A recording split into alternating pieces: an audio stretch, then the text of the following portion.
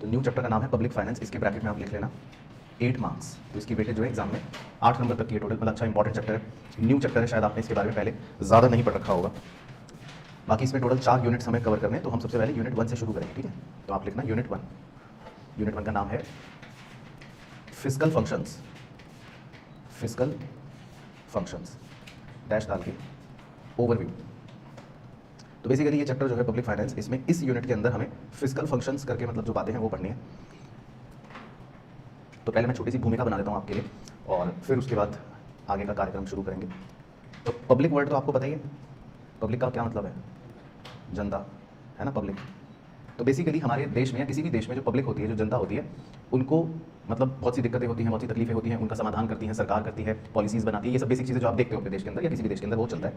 लेकिन दो ऐसे लोग होते हैं या दो ऐसी मतलब मैं बॉडीज़ बना देता हूँ होती हैं जो हर कंट्री के अंदर जिनका मेन काम होता है इकोनॉमिकली कि भाई लोगों की अगर कोई दिक्कतें हैं, तकलीफें हैं तो उनको दूर करा जाए और उसका कुछ सही सटीक समाधान निकाला जाए मेनली, है ना। तो जैसे हम तो अपने देश की बात करते हैं क्योंकि आपने थोड़ा सुन पढ़ रखा होगा, तो मैं एक बॉडी का नाम ऐसे लिख देता हूँ आरबीआई। तो सुना है आपने। अब आरबीआई जो होता है वो क्या होता है, वो बेसिकली सेंट्रल बैंक होता है और देश की मॉनेटरी और बैंकिंग सिस्टम का सबसे बड़ा दादा होता है, मॉनेटरी बॉडी होता है ना। तो आरबीआई कुछ नीतियां बनाता है, कुछ पॉलिसियां बनाता है ताकि देश के लिए मतलब लोगों के लिए मतलब सब कुछ सही चलता रहे। तो आरबीआई की पॉलिसी को क्या बोलते हैं, मॉनेटरी पॉलिसी, राइट। आरबीआई की पॉलिसी को क्या बोलते हैं, मॉनेटरी पॉलिसी। इसी तरह जो दूसरी बॉडी है या दूसरा मतलब हम कह सकते हैं कि रोल होता है, वो होता है किसका, सरकार का। वो किसका रोल होता है, गवर्नमेंट का। अब गवर्नमेंट भी बहुत सारी पॉलिसीज बनाती है देश के अंदर, है ना, आप देखते ही हो। तो गवर्नमेंट जो पॉलिसीज बनाती है उसको क्या बोलते हैं, फिस्कल पॉलिसी। तो ये जो चैप्टर है, ये जो यूनिट कह लो है, बेसिकली आपका सिर्फ इस पोर्शन पर बेस्ड है। तो इस चैप्टर के अंदर हम आरबीआई वाले पोर्शन को तो टच नहीं करेंगे, लेकिन हम सरकार वाले पोर्शन को टच करेंगे। लेकिन जब बच्चे को इकोनॉमिक्स सिखाई जाती है तो बच्चे को दोनों चीजें सिखाई जाती है। तो यूएस के अंदर मेनली या बहुत से फॉरेन कंट्रीज के अंदर जो इकोनॉमिक्स का सिलेबस होता है उसके अंदर ये चैप्टर्स होते हैं। एक चैप्टर होता है मॉनेटरी पॉलिसी, एक चैप्टर होता है फिस्कल पॉलिसी। तो आपको भी दोनों पढ़ाए जाएंगे, लेकिन इस चैप्टर में हम सिर्फ सरकार वाला फोकस करेंगे। तो समझिए क्या इंट्रोडक्शन है। तो मतलब ये आप बना सकते हो, एक बेसिक नॉलेज है और पता भी होना चाहिए कि भाई ये एक इंट्रोडक्शन है कि भाई आखिर हो क्या रहा है, आखिर हम पढ़ेंगे क्या, पता होना चाहिए ना। तो हम ये पढ़ेंगे बेसिकली इस चैप्टर में तो कि सरकार क्या करती है, सरकार का क्या रोल है, सरकार की पॉलिसियों के बारे में थोड़ी बहुत चर्चा होंगी, बेसिक चर्चा होंगी जो आपको पता भी होंगी वैसे तो इसको बोलते हैं फिस्कल पॉलिसी, ठीक है। तो अब एक लाइन लिखनी है आपको सबसे पहले फर्स्ट एरो डाल के, इसमें लिखना है the actions of government have impact on the economy. The actions of government have impact on the economy. इस लाइन का मतलब है ताकि जब आप ये लाइन पढ़ो तो आपके दिमाग में इंट्रोडक्शन क्लियर हो जाए कि सरकार जो एक्शन लेती है उसका प्रभाव पड़ता है, ठीक है। किस पर प्रभाव पड़ता है, हमारी अर्थव्यवस्था पर, मतलब हमारी इकोनॉमी पर, हमारे देश पर। तो सरकार जो भी एक्शन लेती है उसका प्रभाव हमारी इकोनॉमी पर पड़ता है। तो ये लाइन से बेसिकली हमें शुरुआत करनी है कि the actions of government have impact on the economy. तो सरकार जो एक्शंस लेती है उसका प्रभाव हमारी इकोनॉमी में पड़ता है। तो थोड़ा सा इसको नाट्य रूपांतर देने के लिए एक छोटी सी ड्राइंग बना लो आप ऐसी मेरे साथ, 2-4 आदमी बना लो बादल के अंदर, और गवर्नमेंट तो है ही है। तो गवर्नमेंट के बारे में 3 बातें लिखवाता हूँ आपको, ठीक है। तो जो गवर्नमेंट वर्ड लिख रखे हैं आप उसको अंडरलाइन करके वहाँ से 3 एरो निकाल सकते हो कि मेनली मोटा मोटा सरकार क्या करती है ना, मोटा मोटा। एक लिखते हैं बोरो मनी, सरकार जो होती है वो पैसा बोरो करती है। तो ये आपने सुन रखा है वैसे, पढ़ रखा है, बताओ कहाँ से करती है गवर्नमेंट बोरो। अच्छा, हाँ, तो बैंक से बोरो करती है। तो सीधा ये बताओ ना, बैंक से बोरो करती है। और कहाँ से बोरो करती है, फॉरेन से बोरो करती है, विदेशों से भी बोरो करती है ना। वर्ल्ड बैंक से भी बोरो करा था शायद आपने पढ़ा होगा 1991 में, है ना। तो इस तरह से गवर्नमेंट जो होती है वो क्या करती है, मनी बोरो करती है। ये इनका एक बेसिक काम है। दूसरा जो सबसे बड़ा काम है जिसके लिए सरकार होती है वो है पब्लिक वेलफेयर। इसलिए वहाँ पे 2-4 आदमी बनाए हमने, पब्लिक वेलफेयर, लोगों की भलाई करना, जन कल्याण का काम। तो अल्टीमेटली गवर्नमेंट का रोल ही क्या है, पब्लिक वेलफेयर। तो इसको हाईलाइट कर लेना, ये मेन होगा, ठीक है ना। तो अल्टीमेटली गवर्नमेंट को क्यों पिक्चर में लाया गया, नहीं तो फिर तो हम कैपिटलिस्ट इकोनॉमी ही कर लेते, है ना। तो गवर्नमेंट का तो रोल ही बेसिकली क्यों है, पब्लिक वेलफेयर करने के लिए। और तीसरा है इनकर्स एक्सपेंडिचर, देश में जो खर्चे होते हैं वो भी सरकार करती है। अब सड़क बनानी है, ब्रिज बनाना है, स्कूल बनाने हैं, हॉस्पिटल बनाने हैं, है ना। तो मैक्सिमम बहुत सारी ऐसी चीज़ें होती हैं जिसके लिए खर्चा करना पड़ता है, तो वो खर्चा भी सरकार करती है। तो मतलब गवर्नमेंट बहुत सारे काम करती है इकोनॉमी के अंदर जिसका प्रभाव इकोनॉमी में पड़ेगा। तो चाहे वो बोरो करे तब भी इकोनॉमी में इफेक्ट पड़ेगा, वो पब्लिक वेलफेयर करे तब भी इकोनॉमी में इफेक्ट पड़ेगा, वो खर्चा करे तब भी इकोनॉमी में इफेक्ट पड़ेगा। तो इसका मतलब आप क्या समझ रहे हो इस चैप्टर के इंट्रोडक्शन से कि गवर्नमेंट अगर कुछ भी करेगी इकोनॉमी में तो उसका प्रभाव इकोनॉमी में पड़ेगा, है ना।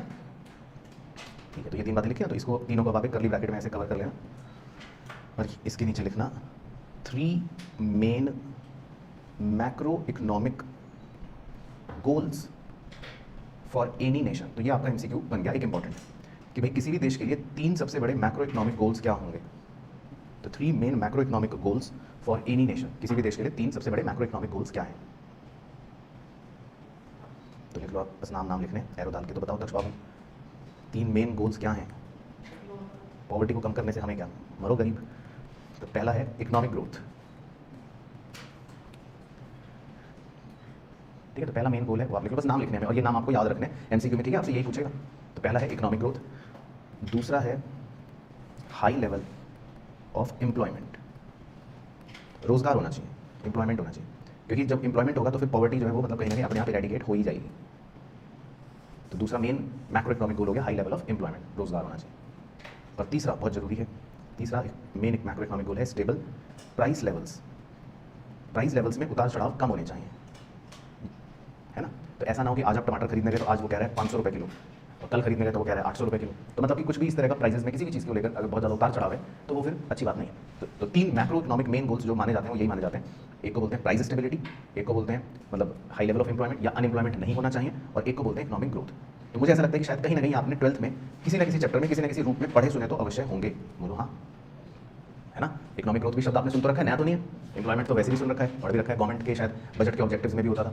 और प्राइस स्टेबिलिटी भी आपने गवर्नमेंट के बजट के ऑब्जेक्टिव में पढ़ा होगा, या नहीं भी पढ़ा होगा तो कम से कम सुना तो जरूर होगा कि प्राइस स्टेबिलिटी का मतलब है कि बहुत ज़्यादा इन्फ्लेशन नहीं होना चाहिए और बहुत ज़्यादा डिफ्लेशन नहीं होना चाहिए, है ना। दोनों चीज़ों में एक बैलेंस होना चाहिए। तो ये 3 मेन मैक्रो इकोनॉमिक मतलब गोल्स होते हैं किसी भी देश के लिए। बाकी नीचे एक स्टार डाल के लिख लेना कि government has to intervene in all above matters and take decisions. The government has to intervene in all above matters and take decision. तो सरकार को तीनों ही मैटर्स में मतलब इंटरवीन करना पड़ता है। इंटरवीन का मतलब है दखलंदाजी करनी पड़ती है, और जिसका फिर कुछ डिसीजंस लेने पड़ते हैं। तो इसीलिए आप देखते हो न्यूज़ में सुनते हो तो कई बार सरकार इन तीनों चीज़ों से रिलेटेड कुछ ना कुछ चीज़ें करती रहती है, कई बार इकोनॉमिक ग्रोथ को लेकर या फिर एम्प्लॉयमेंट को लेकर या प्राइस के उतार चढ़ाव को लेकर। तो ये गवर्नमेंट का मतलब मेन काम हो गया, ठीक है। तो क्लियर हो गया। तो ये बेसिकली इंट्रोडक्शन है। तो मतलब इतनी बात जो आपने लिखी एक तरह से, इसको मैं ऐसे भी कह सकता हूँ, मतलब एक तरह से ये आपका इंट्रोडक्शन है ऐसे। तो आप भी चाहे लिख लो पॉइंट नंबर 1 देकर कि इट इज़ बेसिकली इंट्रोडक्शन। तो इस चैप्टर में आपको सरकार क्या काम करती है वो बताया जाएगा। तो सरकार बस इस चैप्टर में 3 ही काम करती है, ठीक है सर। तो बस 3 बातें पढ़ाएंगे फिर चैप्टर फिनिश हो जाएगा। चैप्टर मतलब ये वाला फिस्कल फंक्शन। तो सरकार का काम जो है वो आपको इस चैप्टर में बताना है हमें, ये है। चलो अब main point number 2। Main point number 2 का नाम है role of government in economic system, ठीक है। तो ये हमारा टॉपिक नंबर 2 है, role of government in economic system. तो इसमें जो शब्द लिखे हुए हैं वो आपको एक एक पढ़ के बताने की उसका मतलब आपको पता है कि नहीं। पहला शब्द लिखा है रोल, तो रोल का मतलब आपको पता है, बताओ क्या। भूमिका, हाँ, रोल का मतलब भूमिका, हिस्सा। ऑफ का मतलब पता है क्या, बताओ ऑफ को हिंदी में क्या कहते हैं, का या की। गवर्नमेंट का मतलब भी पता है ना, सरकार। इनका मतलब में, तो सरकार का रोल में। अब किसमें, आगे के 2 शब्द हैं इकोनॉमिक सिस्टम। तो मुझे ये पता है कि आपको ये नहीं पता कि इकोनॉमिक सिस्टम किसे कहते हैं। बोलो यस, नहीं पता ना कि इकोनॉमिक सिस्टम किसे कहते हैं, ये पता है, नहीं पता। तो ये लिखो शब्द सबसे पहले ब्लॉक में। तो सरकार का रोल तो तब समझोगे ना जब पहले इकोनॉमिक सिस्टम समझ लो, क्योंकि टॉपिक का नाम है role of government in economic system. तो रोल ऑफ गवर्नमेंट तो समझ जाओगे, लेकिन पहले क्या समझना जरूरी है कि इकोनॉमिक सिस्टम क्या है, ये किस चिड़िया का नाम है। तो बताओ अब यहाँ से आपका चैप्टर 1 शुरू हो जाता है, ठीक है, जो आपने पहले पढ़ा था। तो इकोनॉमिक सिस्टम किसको याद है क्या होता है, हाँ वो तो बाद में आएगा, लेकिन इकोनॉमिक सिस्टम किसे कहते हैं। तो ये इकोनॉमिक सिस्टम क्लास 11th में मैं सबसे पहले दिन पहली लाइन में पढ़ाता हूँ, बाकी तो आप सब भूल भाल गए होंगे। तो लिख लो इकोनॉमिक सिस्टम का मतलब क्या होता है कि it is a system which provides means to, बताओ क्या लगाओ दिमाग, work and earn a living. तो इकोनॉमिक सिस्टम का मतलब होता है कि ये एक ऐसा सिस्टम है जो लोगों को काम करने का साधन प्रोवाइड करता है और अपनी जीविका कमाने का अवसर देता है। हाँ क्या लाइन है। तो समझ गए कि इकोनॉमिक सिस्टम क्या होता है, एक ऐसा सिस्टम होता है जो लोगों को काम करने का साधन प्रोवाइड करता है और अपनी अर्निंग या लिविंग अर्न करने का मौका देता है। तो उसको हम इकोनॉमिक सिस्टम बोलते हैं। जैसे अभी आप किस इकोनॉमिक सिस्टम में हो, इंडियन इकोनॉमिक सिस्टम में हो। ये इकोनॉमिक सिस्टम का मतलब बेसिकली ये है कि एक ऐसा सिस्टम जहाँ आप बेसिकली काम कर सकते हो, पैसे कमा सकते हो, उसको इकोनॉमिक सिस्टम बोलते हैं। अब किसी भी इकोनॉमिक सिस्टम में आपको चैप्टर 1 में पढ़ाया था, या दुनिया की हर इकोनॉमी के अंदर बताओ एक यूनिवर्सल प्रॉब्लम क्या है, पॉवर्टी नहीं, इकोनॉमिक्स में जो सिखाते हैं। हाँ वेरी गुड। तो दोस्त आपको ये बातें कैसे पता चली इतनी गहरी, तो बड़ा बड़ा लिखना है, बिल्कुल सही, स्कैरसिटी। तो अपने अंतिम सांसों में भी जब आप इस पृथ्वी को छोड़ने वाले हो तो अपने पोतों को बता के जाना कि भैया इकोनॉमिक सिस्टम में जो सबसे बड़ी प्रॉब्लम है वो है स्कैरसिटी, हर इकोनॉमी के अंदर। और क्यों है ये प्रॉब्लम सबसे बड़ी है, मतलब ये हर इकोनॉमी में क्यों है स्कैरसिटी? हाँ, ये भी पढ़ा था ना, क्योंकि लिमिटेड रिसोर्स होते हैं और ह्यूमन वांट्स जो होती हैं वो अनलिमिटेड होती है। तो ये ब्रैकेट में आप लिख सकते हो कि भैया unlimited human wants with limited resources. तो ये मैं इसीलिए कह रहा हूँ कि पूरा चैप्टर 1 चलेगा अगले 15 मिनट तक। तो चैप्टर 1 दिमाग में अपने लेके चलते रहो तो सब याद आता रहेगा। तो इसीलिए हर इकोनॉमिक सिस्टम में प्रॉब्लम जो होती है वो होती है स्कैरसिटी की। और स्कैरसिटी का मतलब हो गया कि भैया अनलिमिटेड ह्यूमन वांट्स हैं विद लिमिटेड रिसोर्सेज। रिसोर्स हमारे पास लिमिटेड होते हैं लेकिन लोगों की इच्छाएं जो है वो अनलिमिटेड होती है। तो इसलिए हर इकोनॉमी में ये स्कैरसिटी होती ही होती है। और इसी वजह से, इसी स्कैरसिटी की वजह से आपने चैप्टर 1 में तो ये भी पढ़ा था कि फिर कुछ प्रॉब्लम्स भी होती हैं, क्योंकि भाई स्कैरसिटी है हर इकोनॉमी में, हमारे यहाँ भी है, इंडिया में भी है। तो इसीलिए हमें प्रॉब्लम्स होती है। वो क्या थी? Very good. तो देखो आप होशियार हो। और दूसरी प्रॉब्लम क्या होती है, और तीसरी प्रॉब्लम क्या होती है, तो लिख लेते हैं जी। What to produce, how to produce, for whom to produce. हालांकि चैप्टर 1 में आपको पहले एक चौथी भी पढ़ाई थी कि what provisions to be made for future, है ना, लेकिन वो नहीं लिखनी, वो तो चलो मतलब नॉर्मल है। लेकिन 3 जो मेन प्रॉब्लम्स है जो बच्चा गली मोहल्ले में पढ़ रहा है वो तो भाई पता ही है ना आपको कि भाई क्या प्रॉब्लम्स होती हैं इकोनॉमी में। ये 3 प्रॉब्लम्स होती हैं, व्हाट टू प्रोड्यूस क्या बनाएं, हाउ टू प्रोड्यूस कैसे बनाएं, फॉर होम टू प्रोड्यूस किसके लिए बनाएं, मतलब रिच के लिए या पुअर के लिए। तो हर इकोनॉमी में स्कैरसिटी है और हर इकोनॉमी में ये प्रॉब्लम्स है। ये हर इकोनॉमिक सिस्टम में हर इकोनॉमिक सिस्टम में। तो हर इकोनॉमिक सिस्टम में स्कैरसिटी है और हर इकोनॉमिक सिस्टम में ये प्रॉब्लम्स हैं। फिर आपको ये भी बताया था चैप्टर 1 में कि भाई हर इकोनॉमिक प्रॉब्लम में अगर ये प्रॉब्लम्स हैं तो फिर इन प्रॉब्लम्स का सॉल्यूशन भी है या सॉल्यूशन निकालने की कोशिश की जाती है। तो जब हम सॉल्यूशंस की बात करते हैं तब आपको क्या पढ़ाया था पुराने चैप्टर में कि इनके सॉल्यूशंस किस बात पर डिपेंड करते हैं? वेरी गुड, कि इकोनॉमिक सिस्टम कौन सा है। अगर कैपिटलिस्ट इकोनॉमी होगी तो इनके सॉल्यूशंस कुछ और होंगे, अगर सोशलिस्ट इकोनॉमी होगी तो इनके सॉल्यूशंस कुछ और होंगे। याद आ गया चैप्टर 1 में पढ़ा था। तो इनके सॉल्यूशंस इस बात पर डिपेंड करते हैं कि इकोनॉमिक सिस्टम कौन सा है। आगे ना इकोनॉमिक सिस्टम वर्ड दोबारा से, तो ये लिखना है इसके नीचे अब बनाओ करली ब्रैकेट की भैया 3 टाइप्स ऑफ इकोनॉमिक सिस्टम। 3 प्रकार के इकोनॉमिक सिस्टम हैं, क्योंकि किस तरह के इकोनॉमिक सिस्टम में हम हैं वही तो सॉल्यूशंस मतलब उस पर डिपेंड करेंगे। तो तीनों के नाम आपसे पूछते हैं जी, बताओ 3 तरह के इकोनॉमिक सिस्टम कौन से थे? Capitalist, very good. दूसरा सोशलिस्ट और तीसरा मिक्स्ड। तो इन तीनों के बारे में आपको इतनी डिटेल में सारे मेरिट्स, डिमेरिट्स और फीचर्स लिखवाए थे कि जो मतलब एग्जॉस्टिव थे। देखो देखो मम्मी का फोन आया। तो इन तीनों के बारे में हमने एग्जॉस्टिव तरीके से चैप्टर 1 में क्या लिखे थे, मेरिट्स, डिमेरिट्स और फीचर्स। ठीक है, तो वो मैं दोबारा लिखूं या नहीं लिखूं बताओ तक्ष भाई? तो वो बस आपसे ओरली सुन लेता हूं अभी और ब्रैकेट में लिख लेते हैं चैप्टर 1, रेफर कर लो, है ना। बाकी ओरली वैसे सुना दो चलो 1 बाय 1, ताकि पता लग जाए कि आपको कुछ याद है या नहीं। तो कैपिटलिस्ट के बारे में चलो जितना आपको पता है ओरली सुना दो कैपिटलिस्ट के बारे में कि भाई क्या है कैपिटलिस्ट, मुझे तो कुछ भी नहीं पता। लेजेस फेयर, हाँ। फिर क्या होते हैं मेन फीचर्स उसके बताओ। Main right to private property, वहाँ पे रिसोर्सेज जो होते हैं उसका मालिक बेसिकली कौन होता है, मतलब प्राइवेट ओनर्स। हाई कंपटीशन होता है। फिर उनका मोटिव क्या होता है, प्रॉफिट मोटिव होता है। Very good. प्राइसेस जो है वो कैसे डिटरमाइन होते हैं, मार्केट फोर्सेस से, डिमांड और सप्लाई के। नो गवर्नमेंट, वेरी गुड, वहाँ कोई गवर्नमेंट नहीं होती। फ्रीडम होती है, फ्रीडम ऑफ चॉइस, देखो उसको सारे रटे में। कंज्यूमर सोवरेनिटी, ऐसा क्या है पॉइंट था कि वहाँ पे सारी चीज़ें कंज्यूमर के हिसाब से बनाई जाती हैं, होती हैं। तो बस यही सब बातें मेनली तो याद है आपको, है ना। और सोशलिस्ट कौन सी हो गई, जो पहले थी रशिया, यूएसएसआर, कार्ल मार्क्स ने प्रोपाउंड करी थी। और उसमें पूरी तरह से गवर्नमेंट या स्टेट का रोल होता है। और उसमें मोटिव क्या होता है, सोशल वेलफेयर या पब्लिक वेलफेयर। वहाँ पर पब्लिक गुड्स या मैरिट गुड्स ज़्यादा बनाए जाते हैं और प्राइस मैकेनिज्म ना के बराबर होता है, मिनिमम होता है ना। तो ये याद है। और मिक्स में तो दोनों का मिक्सचर होता है, उसमें प्राइवेट भी होता है, पब्लिक भी होता है, मतलब गवर्नमेंट भी होती है और साथ ही साथ प्रॉफिट मोटिव के लिए प्राइवेट फर्म्स भी होते हैं, है ना। तो वो सब चीज़ें ऑलमोस्ट सेम ही है। तो मतलब आप इतनी बात समझ गए कि हर इकोनॉमी में जो है वो प्रॉब्लम है स्कैरसिटी की। प्रॉब्लम भी आपने चैप्टर 1 में पढ़ी थी और उन प्रॉब्लम के सॉल्यूशन डिपेंड करते हैं कि किस तरह के इकोनॉमिक सिस्टम में हम हैं। और वो इकोनॉमिक सिस्टम भी तीनों पहले की तरह हुए हैं, है ना। अब इसके आगे जो लिखेंगे वो थोड़ा सा मतलब इंपॉर्टेंट और रेलिवेंट और नया है। तो पहला स्टार डाल के लिखना है, मतलब 2-3 स्टार पॉइंट्स हैं। पहले स्टार का नाम आपको लिखना है एडम स्मिथ, ठीक है, तो इसको हाईलाइट कर लेना। तो अब एडम स्मिथ भाई ने कुछ बातें कही हैं वो हमें पता होनी चाहिए। तो एडम स्मिथ कौन है वैसे तो बताओ? फादर ऑफ इकोनॉमिक्स, ठीक है। तो एडम स्मिथ भाई ने कुछ कहा है वो लिखना है। तो पहली बिंदी डाल के लिखते हैं फेवर्ड। तो अगर आप एडम स्मिथ होते मान लो तो बताओ आप कैपिटलिस्ट या सोशलिस्ट में से किसको फेवर करते हैं? अगर आप एडम स्मिथ होते तो आप किसको फेवर करते हैं? ठीक है, तो वेरी गुड, बिल्कुल सही आंसर है। तो लिखना है आपको बड़ा बड़ा फेवर्ड फ्री मार्केट। तो फ्री मार्केट का मतलब वही है कैपिटलिस्ट एक तरह से। तो एडम स्मिथ जो थे उन्होंने फ्री मार्केट को फेवर करा। मतलब उनका ये मानना था कि इकोनॉमिक सिस्टम जो है वो फ्री मार्केट वाला यानी कैपिटलिस्ट वाला होना चाहिए। मैं ब्रैकेट में लिख देता हूँ, फ्री मार्केट का मतलब है कि कैपिटलिस्ट वाला कहने की बात हो रही है। तो एडम स्मिथ का मानना था या वो फेवर करते थे फ्री मार्केट को यानी कैपिटलिस्ट इकोनॉमी को, ठीक है। तो एडम स्मिथ जी करते थे फ्री मार्केट को फेवर। बट तो आपको लिखना है but role of government should be in के आगे डैश डालना। तो एडम स्मिथ वैसे तो करते थे फ्री मार्केट इकोनॉमी को फेवर, लेकिन इनका ये कहना था कि गवर्नमेंट का रोल किसमें होना चाहिए। तो ये आपके एमसीक्यू क्वेश्चन में पूछ रहा था, कोई भी एक ऑप्शन दे देगा। तो इसमें उन्होंने 3 रोल्स बताए थे सरकार के लिए, ABC। तो एडम स्मिथ के हिसाब से वैसे तो इकोनॉमी कौन सी होनी चाहिए, फ्री मार्केट, लेकिन फिर भी सरकार का रोल कहाँ जरूरी है ऐसा उनका मानना था। तो 3 जगहों पर जरूरी है। तो पहला तो लिखो नेशनल डिफेंस। तो पहला था नेशनल डिफेंस कि भाई ये तो क्योंकि देश की सुरक्षा का सवाल है, तो इसमें तो फिर सरकार का ही रोल होना चाहिए। अगर ये भी प्राइवेट हैंड्स में चला गया या फ्री मार्केट इकोनॉमी में हो गया तो गड़बड़ हो सकती है। दूसरा था जस्टिस सिस्टम, न्यायपालिका। अब मान लो मुकेश अंबानी साहब बैठे हुए हैं जज की कुर्सी पर, है ना, तो प्राइवेट हैंड्स में अगर जस्टिस सिस्टम चला जाएगा तो भी खतरा है।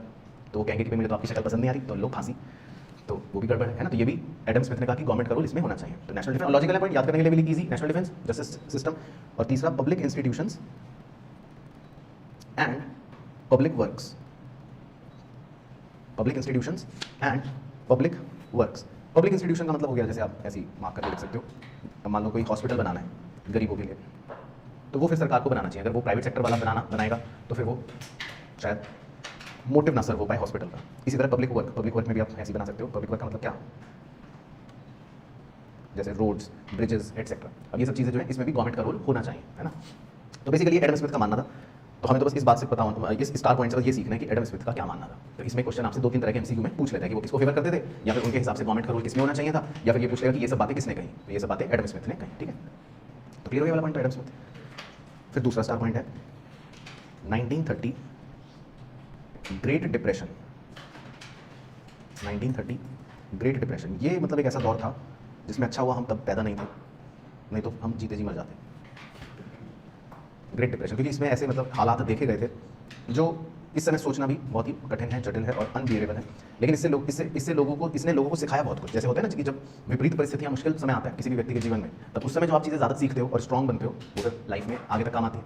तो ऐसे ये इकोनॉमी के साथ भी होता है। अब सोचो आज से 100 साल पहले एक ऐसा दौर आया जो बहुत खतरनाक था, ग्रेट डिप्रेशन 1930 का। लेकिन वहाँ से जो लर्निंग हुई वो ऐसी हुई कि आज भी देखो आपकी स्टडीज़ में काम आ रही है। आज भी आपको सिखा रही है कि देखो क्या सीखा, तो उनको ये लिखना है कि क्या सीखा, है ना। तो 1930 में जो वो ग्रेट डिप्रेशन का टाइम आया तो उसमें लिखते हैं देखो कि क्या सीख मिली हमें। तो after this government's role in economy gained importance. After this government's role in economy gained importance. इसके बाद सरकार के रोल की इंपॉर्टेंस बढ़ गई इकोनॉमी में। एक चैप्टर आपके कोर्स से डिलीट हो गया, लेकिन मैं हल्का सा उसका रेफरेंस ले लेता हूँ। पहले होता था कोर्स में बिजनेस साइकिल होता था एक चैप्टर। तो बिजनेस साइकिल चैप्टर में ये पढ़ाते थे कि हर इकोनॉमी में, अच्छा बिजनेस साइकिल आपका है राइट। तो बिजनेस साइकिल में ये पढ़ाते हैं बेसिकली कि हर इकोनॉमी में कैसे साइकिल आती है, मतलब उतार चढ़ाव आता है। लेकिन जो फ्री मार्केट इकोनॉमीज होती हैं उनमें ये उतार चढ़ाव ज़्यादा आते हैं, उनमें फ्लक्चुएशन ज़्यादा होते हैं। तो जब 1930 में ग्रेट डिप्रेशन का दौर आया और 3-4 साल बहुत ऐसे बेकार रहा, तब लोगों को ये लगने लगा, या मतलब तब इकोनॉमीज को ये लगने लगा कि फ्री मार्केट इकोनॉमी होना जो है वो कोई अकलमंदी की बात नहीं है, गवर्नमेंट का रोल ज़्यादा होना चाहिए। क्योंकि जब गवर्नमेंट का रोल ज़्यादा होता है तो फिर ये थोड़े फ्लक्चुएशन या इस तरह के उतार चढ़ाव थोड़े नियंत्रित रहते हैं, कंट्रोल्ड रहते हैं, कम आते हैं। तो ये 1930 के डिप्रेशन के बाद बेसिकली एक इंपॉर्टेंस पता चली कि भी गवर्नमेंट का रोल जो है वो ना मतलब ज़्यादा होना चाहिए। तो after this government roles in the economy gained importance. फिर एक लाइन छोड़ के उसके नीचे लिखा गवर्नमेंट परफॉर्म्स इकोनॉमिक फंक्शंस, क्योंकि सरकार बहुत से इकोनॉमिक फंक्शंस परफॉर्म करती है। और इकोनॉमिक फंक्शंस को आप अंडरलाइन कर लेना, उसके नीचे एरो डाल के लिखना गवर्नमेंट परफॉर्म्स इकोनॉमिक फंक्शंस। और इन्हीं इकोनॉमिक फंक्शंस को कहते हैं, एरो डाल के लिखना, फिस्कल फंक्शंस। और जो आपका चैप्टर का नाम है ना पब्लिक फाइनेंस फंक्शंस, तो इन्हीं सरकार के फंक्शंस को हम फिस्कल फंक्शंस या पब्लिक फाइनेंस फंक्शंस कहते हैं बेसिकली। तो ये जो आप चैप्टर का नाम पढ़ रहे हैं ना, तो इसीलिए पढ़ रहे हो कि चैप्टर का नाम ये है कि भाई सरकार के फंक्शंस, पब्लिक फाइनेंस फंक्शंस या फिस्कल फंक्शंस, किसी भी नाम से हम इनको कह सकते हैं। तो ये 1930 के बाद इंपॉर्टेंस थोड़ा सा पता चली, तो इसीलिए आपको अभी भी पढ़ाई जा रही है, ठीक।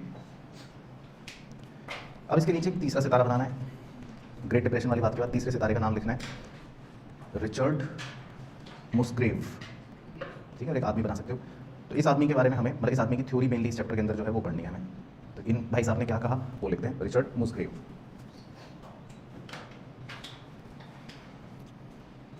तो बताओ एक बार नाम बोल दो, एमसीक्यू में क्वेश्चन पूछ लेगा तो याद रहेगा नाम, रिचर्ड मुस्ग्रेव। फिर लिखो 1959 में आप पैदा हो गए थे या नहीं हुए थे? नहीं हुए।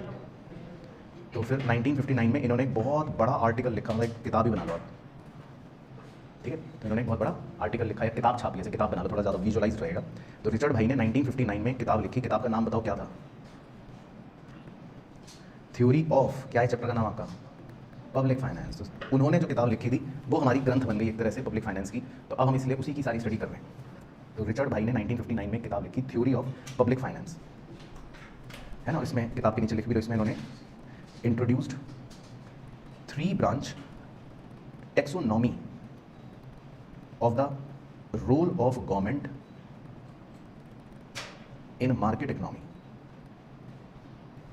इंट्रोड्यूस्ड 3 ब्रांच टेक्सोनॉमी, इन 3 शब्दों का हाईलाइट भी कर सकते हो, 3 branch taxonomy of the role of government in the market economy. मतलब सिंपल शब्दों में कहूं तो ये रिचर्ड भाई ने हमें बताया कि सरकार का आखिर क्या रोल है मार्केट इकोनॉमी में। तो उन्होंने 3 मेन चीजें बताई बस, और ये चैप्टर का चैप्टर फिनिश हो जाएगा, मतलब ये यूनिट फिनिश हो जाएगा। तो इस यूनिट में बस हमें रिचर्ड भाई ने जो 3 बातें बताई हैं कि सरकार का आखिर रोल क्या है, वो 3 बातें बस हमें पढ़नी है, बस दैट्स इट।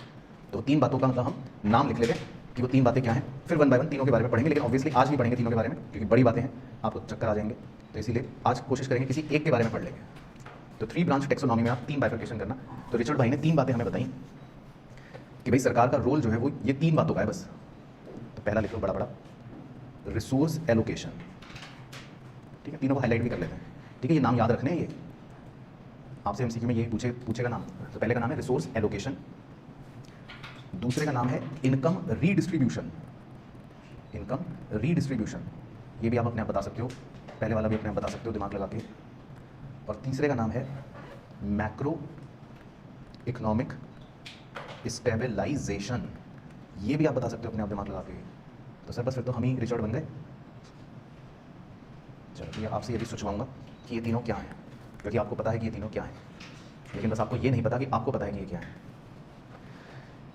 तो 1 बाय 1 दिमाग लगाना है। रिसोर्स एलोकेशन से खुद दिमाग लगाओ कि क्या मतलब हो सकता है, ऐसे जनरल नॉलेज लगानी है आपको। रिसोर्स एलोकेशन गवर्नमेंट का आपने पढ़ तो रखा है 12th में, तो बताओ क्या है।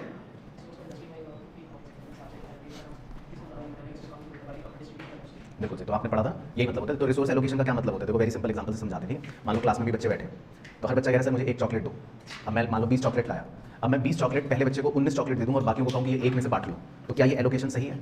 नहीं है। तो ऐसे ही सरकार का भी क्या रोल है कि देश का जो रिसोर्स है उसको कहाँ एलोकेट करें, है ना, कि भाई इसको कितना देना है, इसको कितना देना है, इसको कितना मिलना चाहिए। तो सरकार का जो सबसे पहला मेन काम हो गया वो क्या हो गया, रिसोर्स एलोकेशन। तो यही मतलब है। तो हल्का सा एक एरो डाल के इसमें लिख लो कि भाई इसमें हम क्या इंश्योर करते हैं, टू इंश्योर एफिशिएंसी। तो सरकार का रोल इसमें यह है कि सरकार एफिशिएंसी को इंश्योर करती है कि भाई ठीक है सब काम सही हो रहे हैं, एफिशिएंटली हो रहे हैं, सबको रिसोर्स का सही यूटिलाइजेशन होना चाहिए, वेस्ट नहीं होना चाहिए, है ना। हम दूसरा भी आप ही बताओगे, ये भी आपने पढ़ रखा है, इनकम रीडिस्ट्रीब्यूशन।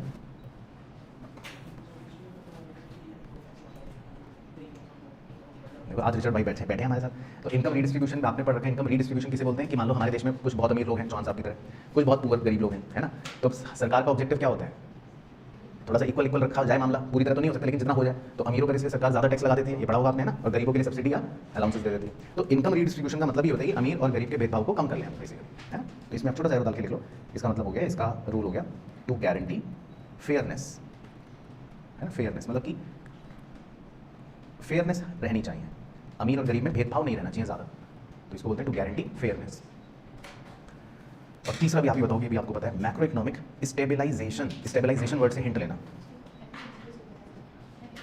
एफिशिएंसी को नहीं। एफिशिएंसी वर्ड का तो क्या मतलब होता है, नहीं इक्वल नहीं, सब रिसोर्सेज को बेहतर तरीके से यूज करना, वो तो एफिशिएंसी होता है ना। एफिशिएंसी का तो वैसे एफिशिएंसी का क्या मतलब होता है, एफिशिएंसी कहते हैं कि मान लो एक बच्चा 1 घंटे में 10 क्वेश्चन कर रहा है, दूसरा बच्चा 1 घंटे में 20 क्वेश्चन कर रहा है, वो ज़्यादा एफिशिएंट है, ये मतलब। तो एफिशिएंसी वर्ड का तो ये मतलब होता है कि कम से कम समय में आप ज़्यादा से ज़्यादा कुछ कर लो, वो एफिशिएंसी है, वो तो खत्म हो गया। लेकिन मैक्रो इकोनॉमिक स्टेबलाइजेशन का क्या मतलब है, स्टेबलाइजेशन वर्ड से मैं कह रहा हूँ हिंट लो, हाँ, प्राइस स्टेबिलिटी, बिल्कुल सही, आपने पहले भी पढ़ा था ना, प्राइस की स्टेबिलिटी। गवर्नमेंट का क्या रोल होता है, प्राइस की स्टेबिलिटी रखना, तो उसी को बोलते हैं मैक्रो इकोनॉमिक स्टेबलाइजेशन।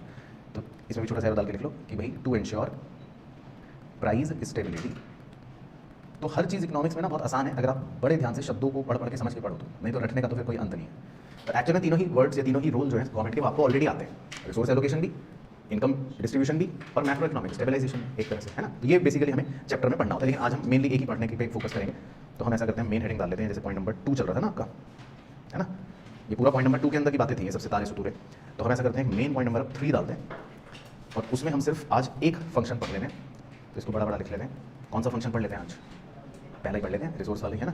तो नंबर 3 मेन हेडिंग डाल देते हैं, the allocation function, the allocation function, ठीक है। बाकी 2 फंक्शंस नेक्स्ट पढ़ लेंगे क्योंकि बड़े बड़े हैं सब। तो आज हम सिर्फ एक फंक्शन पे फोकस करते हैं, द एलोकेशन फंक्शन, ठीक है। तो आप मेन हेडिंग डाल देना, एलोकेशन फंक्शन।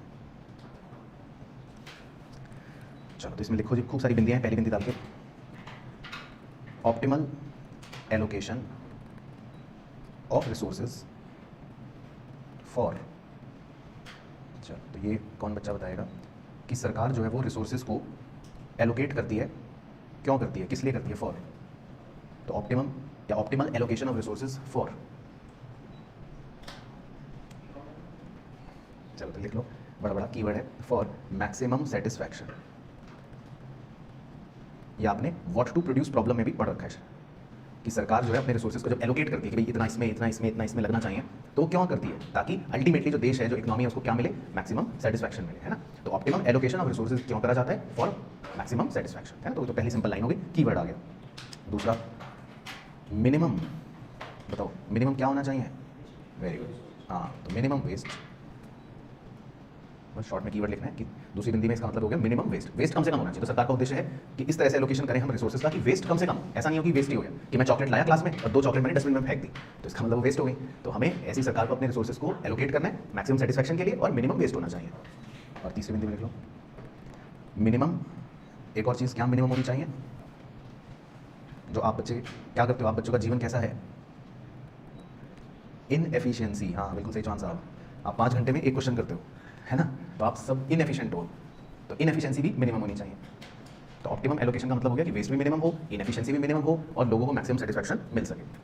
तो समझ आ रहा है हर पॉइंट का मतलब अपने आप में। बताओ बस आपको मेन पॉइंट का मतलब पता होना चाहिए, तो आपसे कोई भी एमसीक्यू में पूछ ले।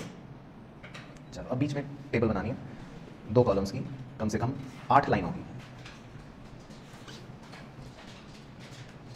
ठीक है। टेबल आप बना लो 2 कॉलम्स की 8 लाइन होगी। एक साइड हम प्राइवेट सेक्टर से रिलेटेड कुछ बातें लिखेंगे, यानी कि मार्केट इकोनॉमी वाली, और दूसरी तरफ हम स्टेट की बातें लिखेंगे, या स्टेट मतलब सोशलिस्ट इकोनॉमी वाली, क्योंकि रिसोर्स एलोकेशन तो दोनों में ही होता है ना, रिसोर्स एलोकेशन तो दोनों में ही होता है, लेकिन फिर भी कुछ अंतर है।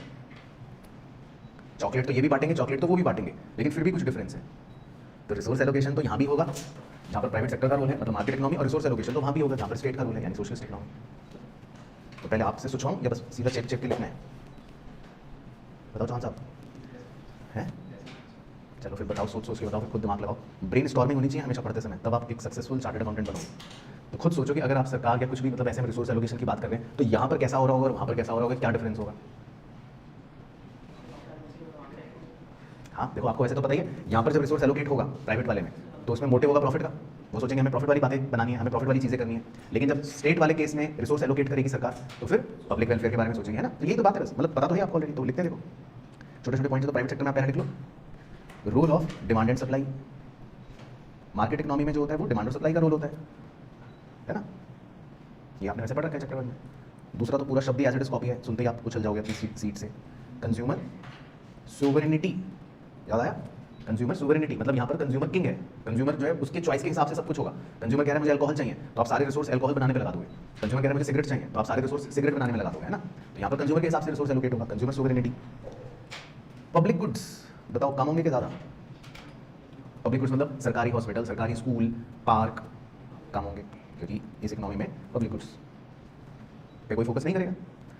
इसी तरह मेरिट गुड्स, मेरिट गुड्स का मतलब होता है जो लोगों के लिए अच्छे होते हैं, लोगों की सेहत के लिए अच्छे होते हैं, कैसे होंगे, कम होंगे। मेरिट गुड्स समझते हो क्या होता है। मेरिट गुड्स मतलब डीमेरिट गुड्स के उल्टे। डीमेरिट गुड्स कौन से होते हैं, जैसे मान लो अल्कोहल, सिगरेट, तंबाकू, है ना, ये सब जो आपको नुकसान देते हैं, तो उनको बोलते हैं डीमेरिट गुड्स। और मेरिट गुड्स मतलब जो आपको फायदा देते हैं, तो फायदे वाले गुड्स तो यहाँ पर कम ही बनेंगे, क्योंकि ये इकोनॉमी तो चाहती है कि भाई आप ऐसी चीज़ खरीदो जिससे पूरा मुनाफा हो सके, है ना। तो समझ आ गया ना। तो यहाँ पर एलोकेशन इस तरह का हो गया। अब दूसरी तरफ चलते हैं, स्टेट वाली तरफ चलते हैं। तो अगर हम वहाँ पर रिसोर्स एलोकेशन की बात करेंगे, तो पहला बंदी लिख लो, गवर्नमेंट डिसाइड्स, वहाँ पर सरकार डिसाइड करेगी। पब्लिक गुड्स कैसे होंगे वहाँ पे, ज़्यादा होंगे, क्योंकि गवर्नमेंट का रोल है, तो फिर वहाँ पे रोड ज़्यादा होंगी, ब्रिजेस ज़्यादा बनेंगे, या फिर पब्लिक हॉस्पिटल, पब्लिक स्कूल ज़्यादा होंगे, तो पब्लिक गुड्स वहाँ पर ज़्यादा होने के चांसेस होंगे। और इसी तरह मेरिट गुड्स वो भी ज़्यादा होंगे, क्योंकि यहाँ पर गवर्नमेंट का रोल है। तो मतलब रिसोर्स एलोकेशन दोनों में अलग अलग होगा, दोनों तरह की इकोनॉमियों में रिसोर्स का एलोकेशन अलग अलग तरह से होगा। तो समझ आया ना पॉइंट, क्लियर हो गया वाला डब्बा। और लिखते हैं इसके नीचे फिर अगली बिंदी, अगली बिंदी लिखनी है efficient allocation, efficient allocation takes place in. अब ये भी रिचर्ड भाई ने एक बात बताई जो हमें पता होनी चाहिए कि एफिशिएंट एलोकेशन किस तरह की इकोनॉमी में होगा। तो efficient allocation takes place in, तो आपको लिखना है perfectly competitive market, perfectly competitive market. तो रिचर्ड भाई ने कहा कि सबसे अच्छा या एफिशिएंट एलोकेशन किस तरह के मार्केट में होता है, परफेक्टली कॉम्पिटिटिव मार्केट। तो शायद आपने मार्केट चैप्टर अगर पढ़ा हो उसमें देखा सुना होगा, याद होगा कि दो तरह के मार्केट्स होते हैं, एक को बोलते हैं परफेक्ट मार्केट, एक को बोलते हैं इम्परफेक्ट मार्केट। तो परफेक्ट मार्केट कौन सा होता है, जहां पर बहुत कंपटीशन होता है, large number of buyers and sellers होते हैं। तो रिचर्ड के हिसाब से अच्छा एलोकेशन परफेक्ट कॉम्पिटिटिव मार्केट में होता है। बट फिर रियलिटी लिख लेंगे कॉमा डाल के, but in reality markets are never perfectly competitive. लेकिन रियलिटी है कि एक्चुअल में परफेक्टली कॉम्पिटिटिव मार्केट्स नहीं होते। वो एक अलग की बात है कि भाई रियलिटी में परफेक्टली कॉम्पिटिटिव मार्केट्स आपको नहीं मिलते। तो ये भी एक आपका 1 नंबर का एमसीक्यू बन जाता है। जो येलो कलर दे रखा है वो आपको ब्लैंक की तरह दे रखा होगा कि according to Richard efficient allocation takes place in which market. तो आंसर होगा परफेक्टली कॉम्पिटिटिव मार्केट। फिर अगली बिंदी, some reasons for inefficient allocation, some reasons for inefficient allocation. अब ये आप रट लेना, ये लिस्ट है बेसिकली कुछ ऐसे कारणों की जो इनएफिशिएंट एलोकेशन के कारण है। कि मतलब आखिर इनएफिशिएंट एलोकेशन क्यों होता है सर, क्यों हम अपने रिसोर्सेज को अच्छे से एलोकेट नहीं कर पाते, ऐसे क्या कारण है सर। तो कुछ रीजंस लिखने हैं हमें, तो वो तो आपसे एग्जाम में कोई भी रीजन दे सकते हैं एमसीक्यू में, तो एक एक करके लिख लेते हैं। पहला है इम्परफेक्ट कॉम्पिटिशन। तो एक बार बताना इम्परफेक्ट कॉम्पिटिशन क्या होता है। हाँ, इम्परफेक्ट कॉम्पिटिशन का मतलब हो गया मतलब जो परफेक्ट नहीं है ना, जो परफेक्ट नहीं है, जैसे मोनोपोली है ना, या मोनोपोलिस्टिक या ओलिगोपोली। तो जो परफेक्ट नहीं है इसका मतलब उन्हें बोलते हैं इम्परफेक्ट कॉम्पिटिशन, है ना। दूसरा, लैक ऑफ पब्लिक गुड्स। अगर पब्लिक गुड्स कम होंगे, जो आप देखते ही हो फ्री मार्केट इकोनॉमी में, जो हमने भी थोड़ी देर पहले लिखा भी था, तो ऐसी इकोनॉमी में फिर मतलब ये भी एक कारण है इनएफिशिएंट एलोकेशन का कि भाई आप सरकार नहीं है या मान लो जो अथॉरिटी है वो पब्लिक गुड्स नहीं बना रहे, तो इसका मतलब वो एलोकेशन फिर बेकार है, इनएफिशिएंट है। तो ये भी एक कारण हो गया।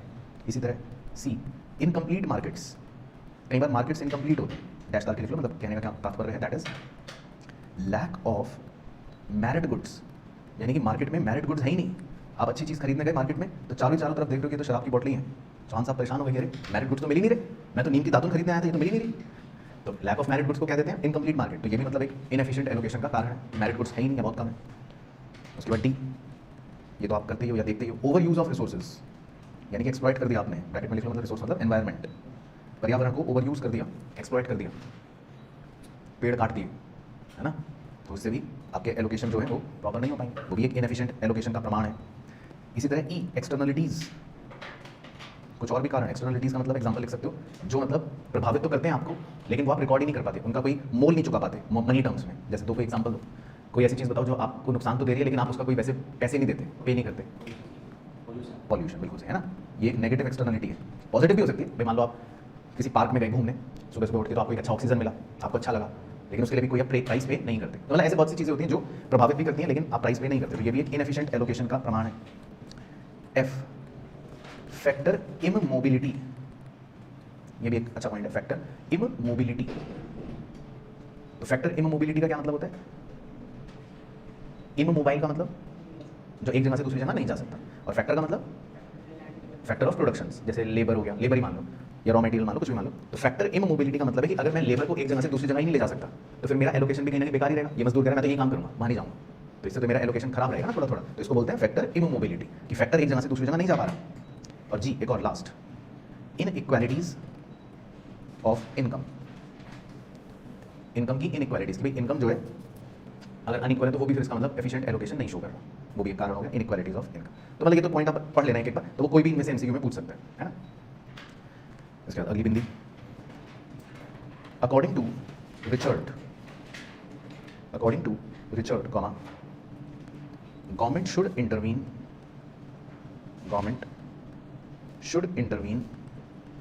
in market to bring about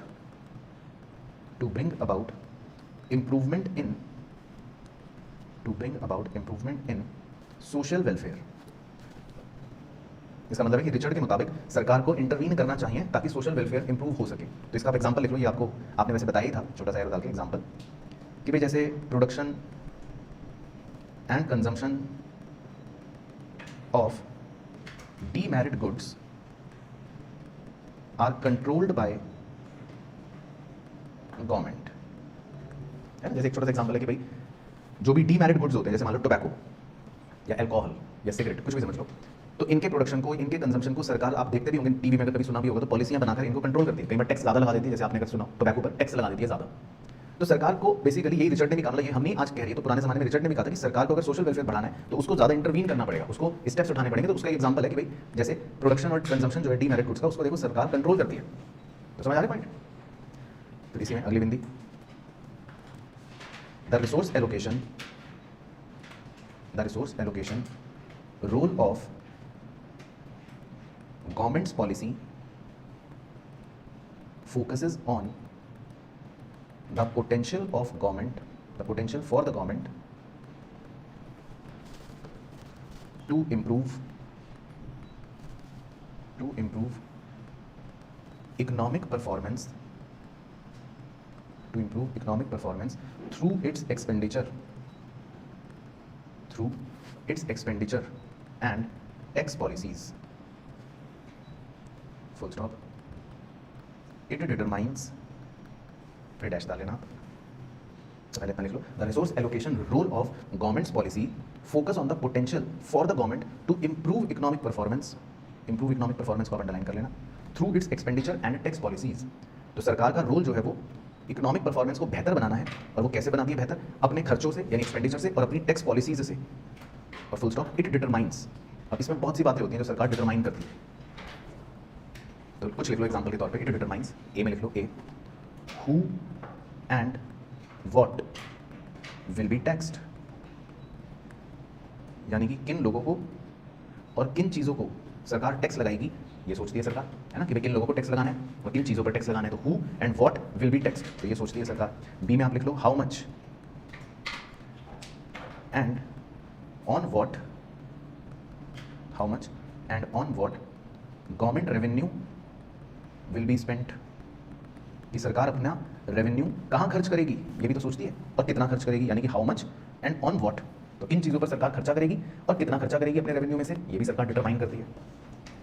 और लिख लो C, optimum mix of various social goods को अंडरलाइन कर लेना, optimum mix of various social goods. सरकार ये भी डिटरमाइन करती है कि कितना, मतलब हम सोशल गुड्स का मिक्सचर रखें। सोशल गुड्स कौन से होते हैं? जो मतलब, हाँ, सोशल गुड्स मतलब आप उसमें लिख लो, सोशल गुड्स का मतलब पब्लिक गुड्स भी, कि भाई रोड्स, ब्रिजेस, ये सब चीज़ें, और प्लस मैरिड गुड्स भी, जो समाज की भलाई करें। तो मतलब ये कुछ उदाहरण है कि भाई सरकार जो है ये सब चीज़ें डिटरमाइन करती है कि किसको कितना टैक्स लगाना है, अपना खर्चा कहाँ करना है, हमें कितने सोशल गुड्स बनाने हैं, एटसेट्रा एटसेट्रा, और भी चीज़ें हो सकती हैं, एटसेट्रा लिख लो ताकि बता रहे कि तो ये सब चीज़ें सरकार अपनी टैक्स पॉलिसीज में अपने खर्चों में डिटरमाइन करती है। और लास्ट पॉइंट और है, वो भी लिख लो इसमें, लास्ट बिंदी, तो इसमें लिख लो, a variety of allocation instruments are available by which government can influence resource allocation in the economy, full stop। For example, फिर डैश डाल लेना। तो इसका मतलब है कि सरकार के पास बहुत से एलोकेशन इंस्ट्रूमेंट्स अवेलेबल हैं। एलोकेशन इंस्ट्रूमेंट्स को आप अंडरलाइन कर लेना या हाईलाइट कर लेना, जिनसे सरकार इन्फ्लुएंस करती है इकोनॉमी में। तो सरकार के पास बहुत सारे रिसोर्स एलोकेट करने के इंस्ट्रूमेंट्स अवेलेबल हैं। अब वो क्या है, कुछ उदाहरण लिख लेते हैं ऐसी छोटे से, जैसे ए, जैसे गवर्नमेंट में directly produce an economic good like electricity. अब कई बार सरकार खुद ही डिसाइड कर लेती है, खुद ही कह देती है बिजली ये हम बना रहे हैं, तो रिसोर्स एलोकेट हो गया, सरकार ने खुद ही एलोकेट कर लिया कि ठीक है बिजली जो है वो हम बना देंगे। तो गवर्नमेंट में directly produce an economic good like electricity. तो जिसको भी बिजली खरीदनी है, तो आप बिजली कहाँ से, किससे खरीदते हो? सरकार से, गवर्नमेंट से। तो सरकार ने मतलब खुद ही बना दिया कि ये हम डायरेक्टली प्रोड्यूस करेंगे इकोनॉमिक गुड, जैसे इलेक्ट्रिसिटी। इसी तरह बी, इसमें आप लिख सकते हो, गवर्नमेंट में influence allocation through legislation and force. Legislation and force को अंडरलाइन कर लो। कई बार सरकार कानून का सहारा लेकर, लेजिस्लेशन का सहारा लेकर या फोर्स से, डर धमकी से रिसोर्स एलोकेट कर देती है अपने हिसाब से। जैसे इसका एग्जांपल ले सकते हैं, कुछ साल पहले करा था ना सरकार ने, क्या करा था, बैन ऑन, बताओ, सिंगल यूज़ प्लास्टिक कर दिया था तुरंत, है ना। तो ये भी सरकार का लेजिस्लेशन के थ्रू, मतलब एक सीधा नियम बना दिया, कानून बना दिया और रिसोर्स एलोकेट को इन्फ्लुएंस कर दिया। और लिख सकते हो सी, कई बार गवर्नमेंट्स रेगुलेटरी एक्टिविटीज़, कई बार सरकार रेगुलेटरी एक्टिविटीज़ भी करती है ना। जैसे एग्जांपल में लिख सकते हो लाइसेंसिंग, या आपने शायद पढ़ा भी होगा, है ना, कि अगर भाई आपको इंडस्ट्री लगानी है या आपको कोई शॉप ओपन करनी है दवाइयों की, तो सरकार कहती है पहले हमसे लाइसेंस लेना पड़ेगा। तो इस तरह भी सरकार रेगुलेशंस लगाकर या रेगुलेटरी तरीकों से रिसोर्स एलोकेशन को प्रभावित कर सकती है ना, एटसेट्रा। तो मतलब ये बहुत से तरीके हैं जिनसे सरकार के पास मतलब ये ताकत है कि वो रिसोर्स को कैसे एलोकेट करना है उसको इन्फ्लुएंस कर सकती है। ठीक है, तो 1 मिनट लेते हैं, लेकिन इसको थोड़ा कंपाइल कर लेते हैं क्योंकि बड़े पॉइंट्स होते हैं, लेकिन ये सब बातें रिचर्ड भाई ने हमको बताई हैं। तो बस आप ये देख लो कि आपको मूल मुद्दा समझ आना चाहिए अल्टीमेटली। एक बार वो देख लो, यहाँ से देख लेना बस, है ना। तो एक्चुअल में जो पूरा चैप्टर है इसमें हमें रिचर्ड ने जो 3 बातें बताई हैं कि सरकार का क्या फंक्शन है वो पढ़ना है। तो एक तो हो गया रिसोर्स एलोकेशन, दूसरा क्या हो गया इनकम का रिडिस्ट्रीब्यूशन, और तीसरा हो गया स्टेबलाइजेशन। तो हमने जो मतलब मेन स्टडी आज करनी थी या करी वो एलोकेशन फंक्शन पर करी। तो उसमें आप देखो सब समझ गए बात है कि क्या था कि या तो मतलब आपको मैक्सिमम सेटिस्फैक्शन के लिए रिसोर्स एलोकेट करना है, वेस्ट आपका मिनिमम रहना चाहिए, इनएफिशिएंसी मिनिमम रहनी चाहिए। प्राइवेट सेक्टर में अलग तरह से होगा, पब्लिक में अलग तरह से होगा। बाकी कॉम्पिटिटिव मार्केट में रिचर्ड ने बोला अच्छे से होगा, लेकिन प्रैक्टिकली वो होता नहीं है। कुछ रीजंस दिए इनएफिशिएंट एलोकेशन के, वो आपको लिख लिए। और रिचर्ड ने कहा कि रिसोर्स एलोकेट करने के लिए सरकार अपनी टैक्स पॉलिसियां बनाती है, खर्चों की पॉलिसियां बनाती है, उसके कुछ एग्जांपल लिख लिए कि किस पर कितना टैक्स लगाना है, किस प्रोडक्ट पर टैक्स लगेगा या नहीं लगेगा। और सरकार के पास कुछ मतलब इंस्ट्रूमेंट्स भी हैं जिनसे वो रिसोर्स एलोकेशन को इन्फ्लुएंस कर देती है, जैसे लेजिस्लेशन या फोर्सफुली या रेगुलेटरी एक्टिविटीज एटसेट्रा एटसेट्रा। तो ठीक है, क्लियर हो गया। चलो, तो बस अभी इतना ही करते हैं। तो आप इतना बस रिवाइज करके आना, फिर सो दैट नेक्स्ट क्लास में फिर इसको आगे कंटिन्यू कर लें।